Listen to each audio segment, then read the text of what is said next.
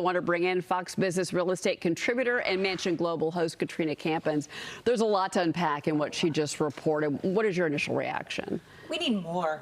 You know, you and I rolls our eyes and it's like, oh, mortgage rates are going down a little bit. You know, we need more. I think what's really important is, affordability, as everybody is discussing, but housing when it comes to affordability. So housing costs should not exceed 28% of gross monthly income, and total debt should not exceed 36%. Yet the average household spent 38.4% of its income on monthly mortgage payments in 2025. That's not even to mention property taxes and insurance. And then you have, I saw another number where single mothers were spending 92%. I was like, what?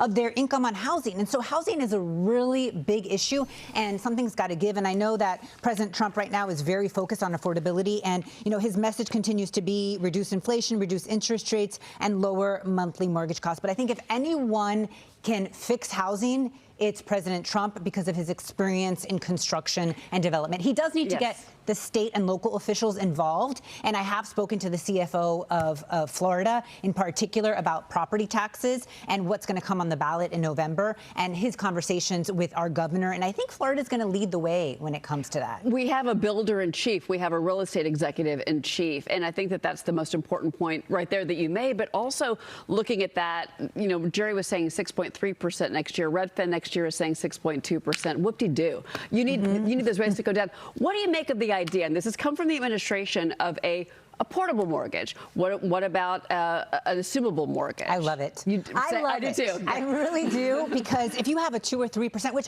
people debate me on this, and they say, well, you know, there's so much that's going to have to happen for this to be executed, and, you know, approvals and so forth. But can you imagine if you have a 2 or 3% and you can take that with you? All of a sudden you're retired and you don't need to be stuck in a 5-bedroom home that you don't need, and you can downgrade and enjoy your retirement. And so I love portable mortgages. I love assumable mortgages. And what's really interesting right now is that I wish we had more mortgages that were assumable, because so many of my current deals are seller financing, which tells you right there that people need options, right? So if you make these mortgages assumable or portable, like, that opens up the options for buyers. But we need something to happen with housing. And I think if President Trump fixes this, I mean, he's already slated to be one of the best presidents we've ever had, but housing is definitely at the forefront of the Americans', dream. I've said this repeatedly, that this has got to be the conversation that happens in Washington. We can have that conversation right after the first of the year. They got to get through health care. I understand that. But if you want to talk about affordability, it is the housing market first and foremost for the American people. And that is where people are suffering, unfortunately. You know, we talk a lot about the housing supply and lack of.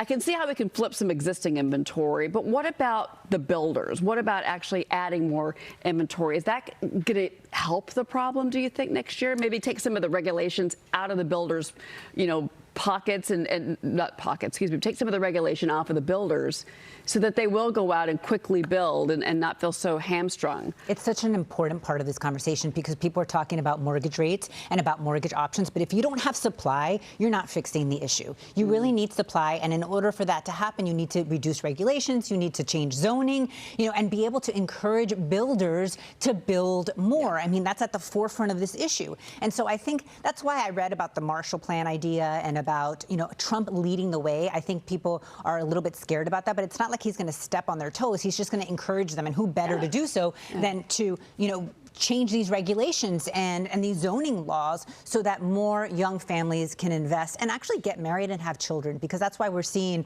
people not have kids nowadays, which is really sad, because it's one of the most gratifying things, one of the biggest blessings. Our children, and people are just not having them anymore. The American family, we're going to talk about that with Congressman Lawler coming up. Katrina, it's great to see you. Thanks for having me. It's always fun to discuss real estate together. Jerry's here, everybody's here. We could keep going. We could. Well, a reminder that you can watch Mansion Global, of course, and my show American Dream Home on Fox Business and streaming on Fox Nation. And Fox Business is going to have a special series exploring the challenges that face America's housing market and efforts to find these solutions. We're calling it Hitting Home, Rebuilding the Dream. Tune in.